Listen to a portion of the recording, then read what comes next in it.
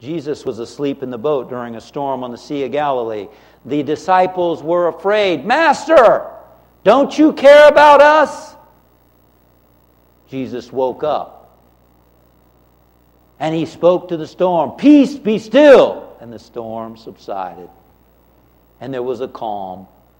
And he looked at his disciples. Can you imagine spending time with Jesus? And he looked at his disciples and he said, what's the matter? Where's your faith? Where's your faith? God, it's easy to be full of faith and courage sometimes. And then later on, you're like, where did my faith and courage go? You ever have that? The Hebrews, when they were wandering in the wilderness.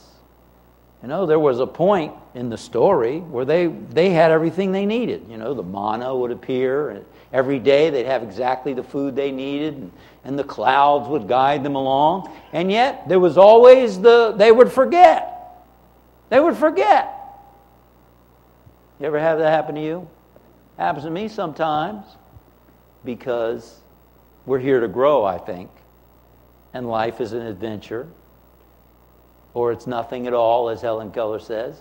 And as we expand and grow and face new things, that uncertainty, that fear comes up. And we can say to those storms of fear, peace, be still. We can face them. Jesus knew that despite the appearances, God was everywhere present. God was in all things. God was in him. God was in them. And that all would be okay. He got into that consciousness, and that awareness produced an inner calm, and the storm responded.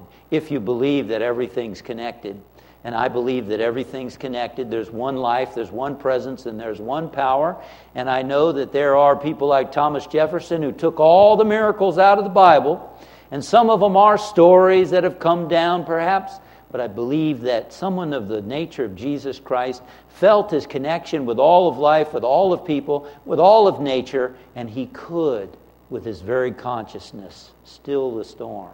And you and I are omnipresent in our bodies, if nothing else, when I believe we're omnipresent with everything. But in the very least, we're omnipresent in our bodies, and we can say to the storms in our own mind, peace be still. Peace be still. There's something within you and me that's greater than appearances. There's something within you and me that is greater than anything we can ever face. And we can draw upon that presence and power at any time.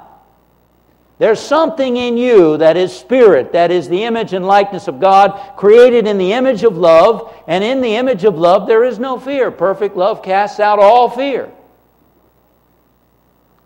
The scripture, 2 Timothy, says, God has not given us a spirit of fear, but of power and of love and of a sound mind.